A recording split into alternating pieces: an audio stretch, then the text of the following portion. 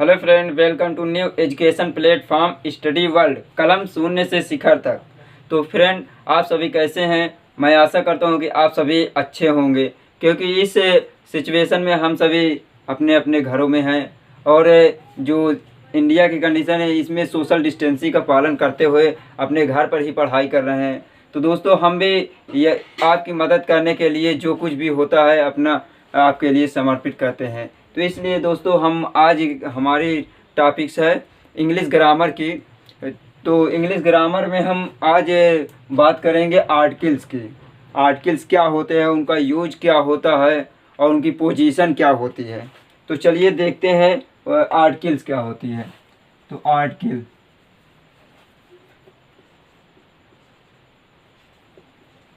Article article क्या होता है? A an and the a an and the को आर्टिकल कहते हैं। को आर्टिकल कहते हैं। आर्टिकल कहते हैं।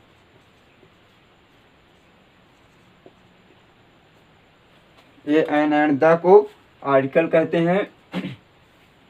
देखिए, ये एडजेक्टिव्स होते हैं। एडजेक्टिव होते हैं। ये एडजेक्टिव होते हैं। मॉडर्न इंग्लिश ग्रामर में मॉडर्न इंग्लिश ग्रामर में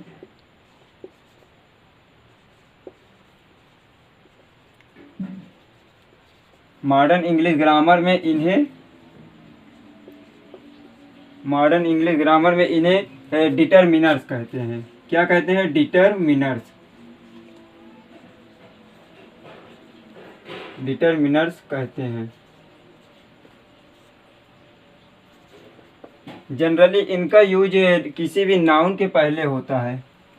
सामान्यतः आर्टिकल का प्रयोग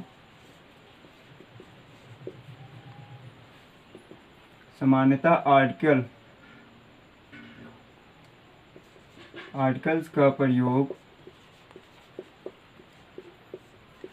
किसी भी नाउन के पहले होता है। आर्टिकल्स दो प्रकार के होते हैं। एक होता है इंडेफिनिट आर्टिकल।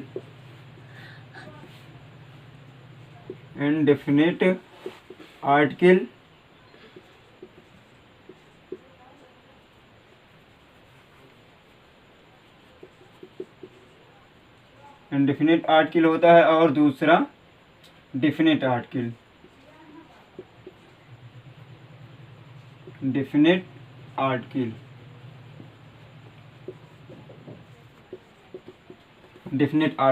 देखिए, indefinite article a and an को कहते हैं और डेफिनिट आर्टिकल क्या होता है?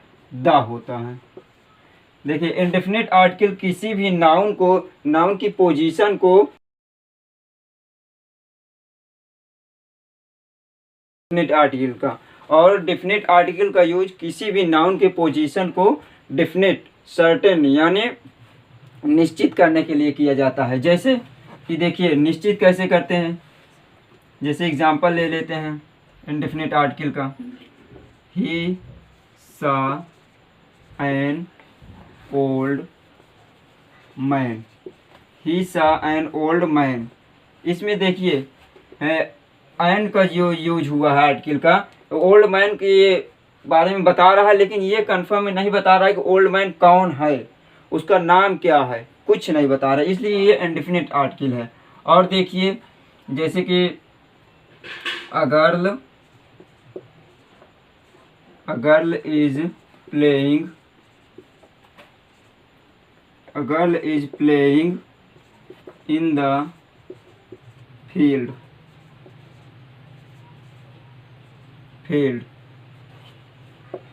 देखिए, थर्ड नंबर जैसे there was a there was a king. तो इसमें देखिए इनकी पोजीशन जितने भी आर्टिकल है ये जैसे ये है नाउन है मैन, और यहाँ पे गर्ल और किंग की पोजीशन को इनडेफिनेट करने के लिए किया गया है। इसमें कोई भी कन्फर्म किसी का ना नाम पता है और ना कौन है, ये भी उनका कोई नहीं पता। इसी तरह देखिए डिफिनिट आर्टिकल का प्रयोग क्या होता है, किसी भी नाउन की पोजीशन को डिफिनेट करने के लिए, सर्टेन करने के लिए। जैसे देखिए the house in which I live, the house in which I live is new. इसमें देखिए इस द हाउस के पहले हुआ है तो हाउस को एकदम कंफर्म में कर दिया, डेफिनेट कर दिया है कि मैं जिस घर में रह रहा हूँ वो घर नया है। उसी प्रकार देखिए the girl who is playing in the field is my sister. अब देखिए यहाँ पर देखिए द गर्ल, यहाँ गर्ल के पहले यूज हुआ है द का, तो गर्ल को एकदम डेफिनेट कर दिया। यहाँ पर देखिए a girl is playing in the field, कोई लड़की खेल रही है, इसमें कंफर्म नहीं है, लेकिन इसमें बता दिए कि the girl who is playing is my sister, वह मेरी बहन है, तो यहाँ पे कंफर्म कर दिया। इसी तरह देखिए डेफिनेट कर देगा, जैसे the gold of Nepal is cheap, Nepal का सोना सस्ता है। तो ये हुआ डेफिनेट आर्टिकल है। अब देखिए नोट, ए एन का शाब्दिक अर्थ लिटरली मीनिंग, ये क्या होता है, एक, सब, प्रति, प्रत्येक के हिसाब से, पर होता है।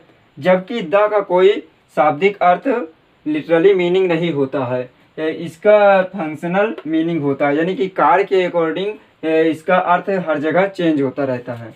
तो अब देखिए note number second, A an adjective one का वीक फॉर्म यानी कमजोर रूप होता है, तथा द एडजेक्टिव दिस डैट का वीक फॉर्म होता है। और देखिए सेकंड, कॉन्सोनेंट से स्टार्टिंग नाउन के पहले यदि द का प्रयोग होता है तो उसे द पढ़ते हैं, द। तो तथा वावेल स्टार्टिंग नाउन के पहले यदि द का प्रयोग होता है तो उसे दी पढ़ते हैं। तो ये बहुत ध्यान देने की बात है, क्योंकि ऐसे जनरली कोई बोलता है द, कोई दी बोलता है, तो उसमें लोग कंफ्यूज होते हैं। तो इस कंफ्यूजन को दूर करिए और ये ध्यान देना कि यदि कॉन्सोनेंट से स्टार्ट होगा उसके पहले द का यूज होगा तो उसे द पढ़ेंगे, और वावेल से स्टार्ट होगा नाउन और उसके पहले द का यूज होगा तो उसे दी पढ़ेंगे। लेकिन यदि किसी नाउन पर विशेष जोर देने के लिए द का प्रयोग किया जाता है तो उसे हम दी पढ़ते हैं, चाहे नाउन कॉन्सोनेंट से स्टार्ट हो या वावेल से ही स्टार्ट हो, उससे कोई प्रॉब्लम नहीं है, लेकिन उसे दी पढ़ा जाएगा। अब देखिए नोट नंबर फोर्थ, जब हम जनरली बात करते हैं ऐसे नॉर्मल तरीके से, जब हम अंग्रेजी में बात करते हैं या स्पीच देते हैं तो सामान्यतः ए को आ पढ़ते हैं तथा आयन को अन पढ़ते हैं। लेकिन स्वतंत्र रूप से ए आयन का प्रोनाउंसिएशन करना हो या स्पीच या डिस्कोर्स में करना हो ए आयन का प्रयोग, या ए तथा आयन के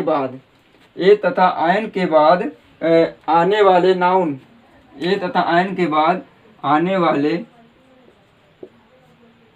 आने वाले नाउन पर विशेष जोर यानी फोर्स देना हो तो ए को ए पढ़ा जाता है और आयन को आयन पढ़ा जाता है। अब देखिए ए का वीक फॉर्म क्या होता है, आ होता है, और स्ट्रांग फॉर्म ए होता है, और आयन का वीक फॉर्म अन होता है और स्ट्रांग फॉर्म आयन होता है। इसी प्रकार द का वीक फॉर्म द या दी होता है तथा स्ट्रांग फॉर्म दी होता है। तो दोस्तों ये सब एकदम जीरो लेवल से है, इसलिए इसको बहुत ध्यान से पढ़ना होगा। तो अब आगे देखते हैं, अभी तक कुछ नोट्स बताएं। अब देखिए पोजीशन ऑफ आर्टिकल की स्थिति क्या होती है, उनका यूज कहाँ, आर्टिकल की स्थिति कहाँ पर होता है। तो देखिए rule number 1, a an and the का आर्टिकल का जनरली यूज किसी नाउन के पहले होता है। तो जैसे ए स्ट्रक्चर में देखिए a and the plus noun, जैसे I have a book, he has an umbrella. Book जो है ये क्या है, नाउन है, नाउन है, और इसके पहले आर्टिकल ये ए आर्टिकल है। तो इसी प्रकार ही हैज़ एन अम्ब्रेला, एन का यूज हुआ है ये नाउन के पहले, अम्ब्रेला नाउन है। रूल नंबर सेकंड देखिए, जब ए एन का प्रयोग किसी सेंटेंस में किया जाता है और उसमें एडजेक्टिव हो और नाउन भी हो, तो आर्टिकल का यूज एडजेक्टिव के पहले होता है, ना कि नाउन के पहले एडजेक्टिव के पहले होता है। जैसे सी इज़ एन इंटेलिजेंट गर्ल, तो इसमें देखिए गर्ल नाउन है और ये इंटेलिजेंट एडजेक्टिव है, तो एन का यूज, ये आर्टिकल एन का यूज ये एडजेक्टिव के पहले हुआ है। उसी प्रकार देखिए Raghav has a long stick, Raghav के पास एक लंबी छड़ी है, तो इसमें देखिए स्टिक जो है नाउन है और लॉन्ग जो है एडजेक्टिव है और आर्टिकल का प्रयोग हुआ है, तो ये क्या है, एडजेक्टिव है, एडजेक्टिव है और ये नाउन है। इसी प्रकार देखिए Tendulkar is the best player, तो यहाँ पे बेस्ट जो है एडजेक्टिव है और द का यूज हुआ है उसके पहले। रूल नंबर थर्ड देखिए, जब किसी भी सेंटेंस में एडवर्ब हो, एडजेक्टिव हो और नाउन हो, तीनों हो, तो आर्टिकल का प्रयोग एडवर्ब के पहले होता है, कि तीनों रहेंगे तभी, तो एडवर्ब के पहले आर्टिकल का होता है। जैसे she is a very intelligent girl, तो यहाँ पे वेरी जो है एडवर्ब है और ये एडजेक्टिव है, ये नाउन है, तो ये आर्टिकल का यूज हुआ है। इसी प्रकार देखिए, जबकि अब इसको देखो, इस सेंटेंस को कई रूप में दे सकता है, कंपटीशन में कंफ्यूज करने के लिए कई भी तरीके से दे सकते हैं। जैसे कि she is a very intelligent girl ये दिया है, तो ये क्या है, ये एडवर्ब है, ये एडवर्ब है और ये नाउन है, नाउन। तो यहाँ पे क्या किया है, वेरी के पहले किया है, एडवर्ब के पहले। अब देखिए इसमें she is an very intelligent girl, यहाँ पे एन का यूज किया है, लेकिन यहाँ पे एन का यूज नहीं होगा, क्योंकि यहाँ पे इंटेलिजेंट के अकॉर्डिंग नहीं किया जाएगा एन का यूज, यहाँ वेरी के अकॉर्डिंग होगा, इसलिए ये कॉन्सोनेंट साउंड इसमें है, तो इस पहला, तो इसलिए इसमें एन का यूज गलत हो जाएगा। अब इस नेक्स्ट देखिए, she is very an intelligent girl, यहाँ पे देखिए एडजेक्टिव के पहले नाउन का ही हुआ है, जबकि हमें अभी बताया है क्या कि एडवर्ब रहेगा, तो एडवर्ब पहले एन का यूज होगा, ए एन का। अब देखिए इस प्रकार she is a very intelligent girl, इसमें देखिए सी से पता चल रहा है कि वो सिंगुलर है, वो लड़की क्या है, सिंगुलर है, तो यहाँ पे ए एन का यूज होना चाहिए, जबकि नहीं दिया है, तो इसलिए ये गलत है। इसी प्रकार देखिए she is very intelligent a girl, तो यहाँ पे ए का यूज किया है नाउन के पहले, जबकि यहाँ होना चाहिए, तो इस प्रकार ये गलत है। अब देखिए next example, he is the very best player, यहाँ पे तो सही है, क्योंकि देखिए वेरी के पहले द का यूज हुआ, जबकि देखिए he is very the best player, यहाँ पे द का यूज एडजेक्टिव के पहले हुआ है, ना कि एडवर्ब के, तो इसलिए ये क्या है, ये गलत है। अब देखिए नोट, द वेरी का अर्थ क्या होता है, ये जो द वेरी का अर्थ होता है वही, दैट्स इट वही होता है, और इसका प्रयोग किसी भी नाउन को फोर्स करने के लिए, यानी कि उस पर दबाव डालने के लिए, जोर देने के लिए किया जाता है। जैसे this is the very girl, this is the very girl, यह वही लड़की है, इस पे क्या कर रहा है, जोर दे के कह रहा है यह वही लड़की है। अब इसके आगे कुछ भी हो सकता है, यह वही लड़की है जो मुझसे झगड़ा की थी, या वही लड़की है जो मेरी पेन चुराई थी, तो उस पर फोर्स किया जा रहा है, इसलिए ये द वेरी का अर्थ वही होता है। तो नेक्स्ट देखते हैं दोस्तों रूल नंबर 4, जैसे कि किसी भी सेंटेंस में सच, वाट, मनी, रैदर, हाफ आ जाए, तो इनके बाद तो इसमें आर्टिकल का प्रयोग इन सभी वर्ड के बाद होता है, उसके बाद नाउन होता है। तो देखिए स्ट्रक्चर में सच, वाट, money, rather, half plus A N होगा, फिर उसके बाद नाउन होगा। अब देखिए जैसे सच ए गर्ल, यहाँ पर देखिए सच के बाद ए का यूज हुआ है, सच के बाद ए का यूज हुआ है। और यहाँ पर देखिए ए सच गर्ल, तो इसलिए इसमें आर्टिकल का यूज सच के पहले हुआ तो इनकरेक्ट है।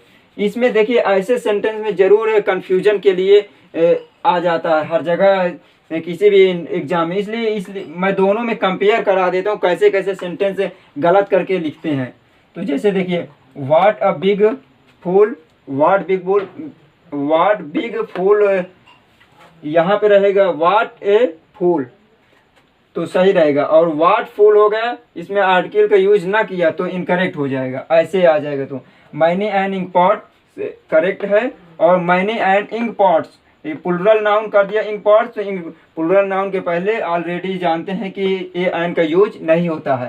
रेदर एन आइडिया और रेदर ए आइडिया, तो यहाँ देखिए वावेल साउंड है आइडिया, तो इसलिए ए का यूज इनकरेक्ट हो गया। Many a book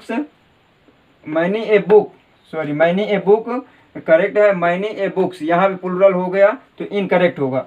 many books correct होगा, क्योंकि यहाँ पे प्लुरल नाउन है लेकिन इसके पहले आर्टिकल का यूज नहीं हुआ।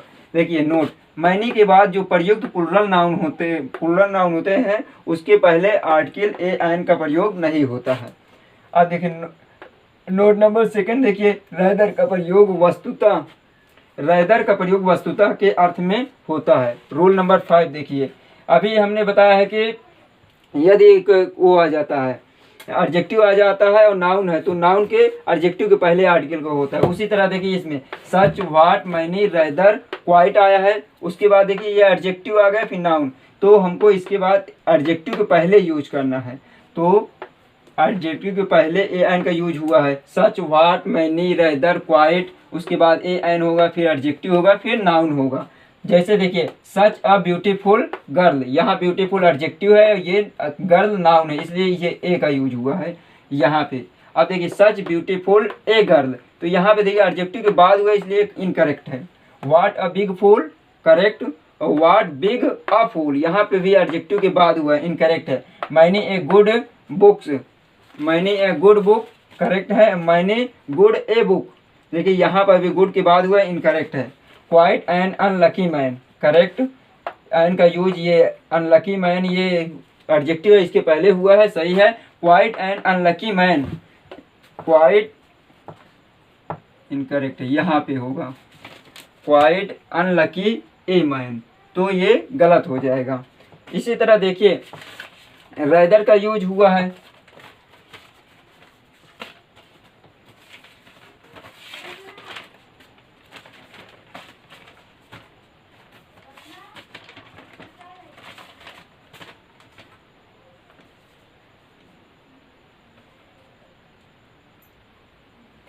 तो फ्रेंड देखिए रूल नंबर 6, आल, बोथ, डबल प्लस के बाद द प्लस नाउन होता है। जैसे कि आल, बोथ और डबल हो तो उसमें क्या होता है सेंटेंस में इसके बाद द का प्रयोग होता है फिर नाउन का।